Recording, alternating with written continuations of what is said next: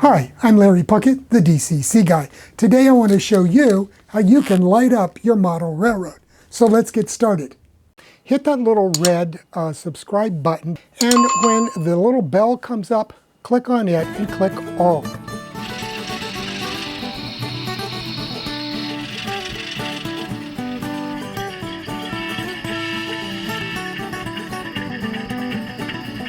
Now in my last video I talked about the laying track and roadbed and everything here in Tye River in preparation for getting this section of track wired and powered.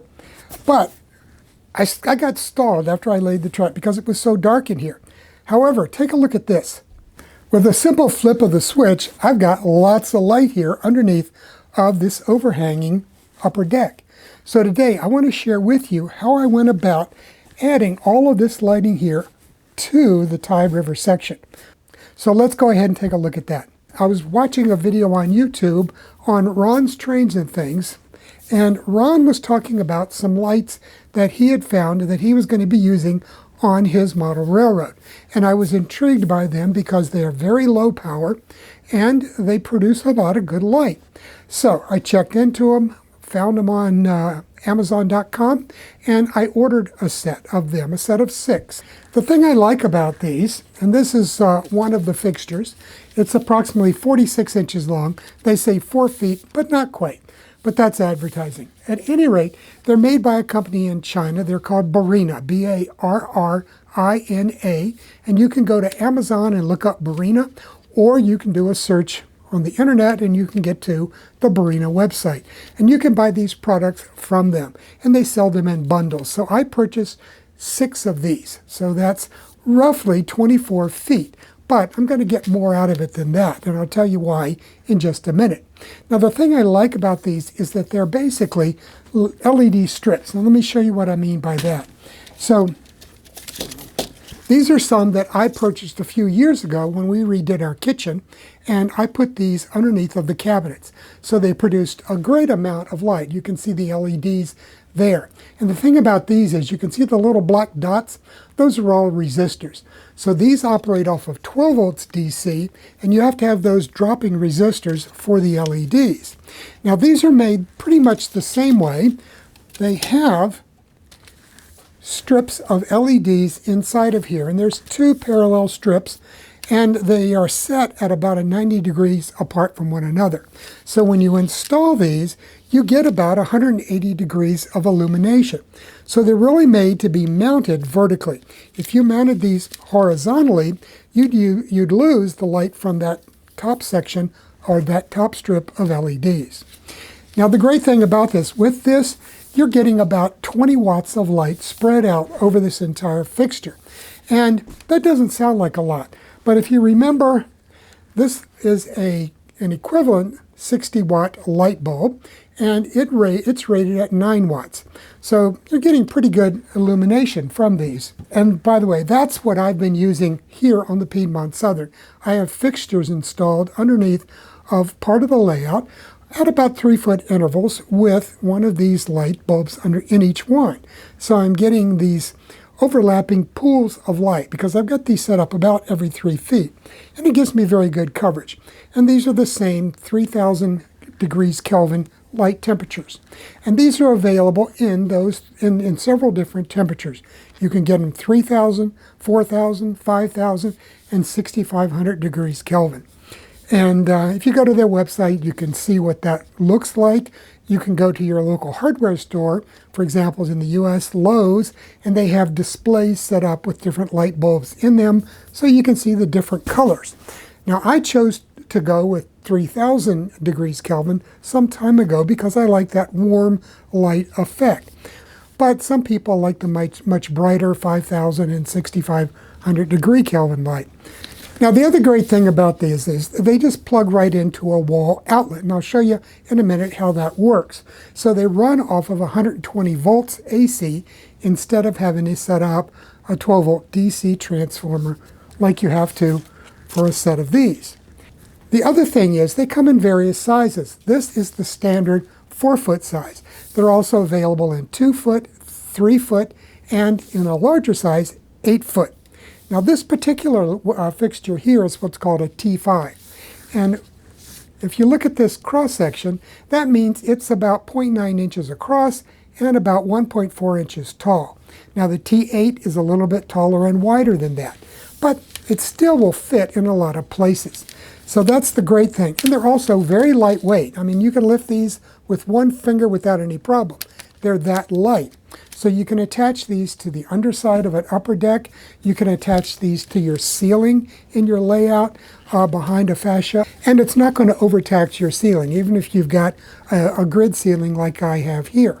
So that's another great thing about these. And the other thing that was interesting to me is they're a very low amperage system. So you could theoretically hook up 12 of these and they would pull less than 2 amps of current. Now, the one limitation is you can't string up more than about 8 of these in a row without overloading the internal wiring. So don't do that, and they tell you that in the instructions.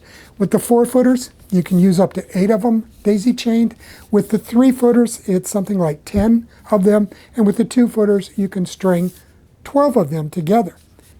The one thing that you do have to keep in mind when you're planning an installation and planning a purchase, is that not all of the different lengths of fixtures are available for all of the different color temperatures. Now with these, the 4-foot 3000 Kelvin, these are only available, as I could find, in the 4-foot length. In some of the others you can get the 2 and 3-foot lengths, but you have to watch those because these are available in this milky colored translucent plastic tube, whereas the others, some of the others, come with a clear tube. And these are advertised as being used for shop lights. They also have plant lights, things like that. So when you're looking for this stuff, be aware of that. Also, on the Amazon website, when you do a search for the Barina fixtures, you will also get several other brands that are similar. Some of them look like they might be compatible. I don't know. I can't tell from looking at them whether or not they use the same wiring and connectors that Barina uses. So you might want to consider purchasing all you're going to need at one time for your installation from whatever company you decide to go with. If you have to purchase from somebody else, you better plan on not mixing them together and using them in a daisy chain fashion. And I'll show you how these can be daisy chained in just a minute. But be aware of that. And take a look at what's available on the Amazon site because, like I said, they're available from several different Chinese manufacturers. So let's take a closer look at what comes with the package because there's quite a number of little things here. Now, I already showed you the fixtures, and if you look here right on the end, there's this little triangular shape opening. Now, that socket is the connecting point for the electrical connection to the power source. So you got a provision for a ground, a hot wire, and the neutral wire on AC. Now for the power connection, they provide these cords that have both the connector for the end of the fixture as well as a standard household electrical 2-prong US plug and a nice on-off switch. So all you have to do is take this little guy here and plug it in to the end of this fixture, and then that can be plugged into your wall outlet and you can turn it on and off. Now, as I said, I ordered a 6-pack of these and they give you 6 of these cords. Now you only need 1 of these if you're going to daisy chain them. So let me show you how that works. Now the first little item they give you is this one right here. So you can see it's that same connector. So you can take this connector, insert it here in the socket, and then you can connect that into another one of these fixtures in line. So you could have a whole string of these forming a linear daisy chain. Or they also give you several of these. And what these do is, again, it has the connector like this on both ends. You just plug it in to the socket on the end of the fixture, and then connect this one to the next one in line, and you can string them out that far apart. That's about 16 inches. But of course, you can just roll them up if you want it to be closer.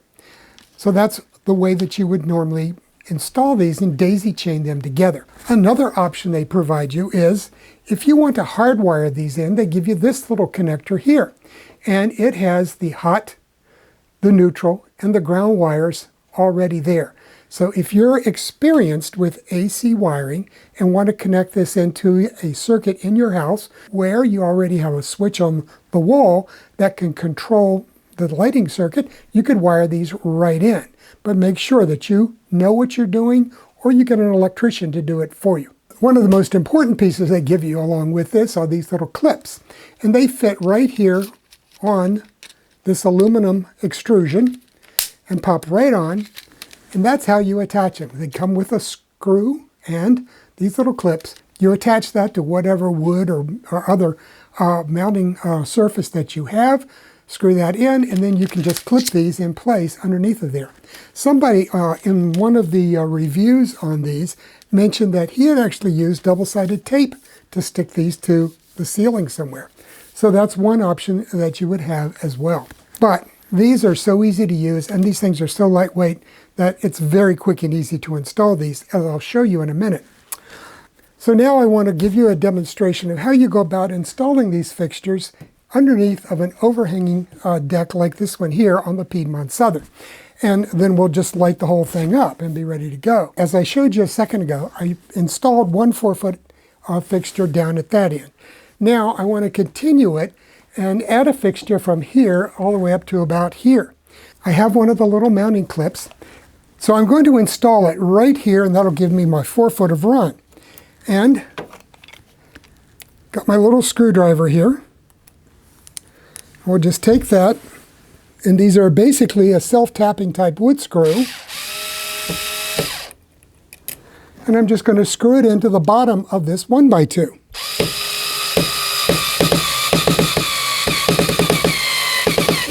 Okay, that's good and solid in there now. And I have a piece of hardboard that I use for my fascia, and I want to test and make sure I've got good clearance here. And yeah, there's plenty of clearance there for that clip to work. And now I'm going to take one of these fixtures that I showed you earlier, and I'm going to plug it in to one of these daisy chain extension cords.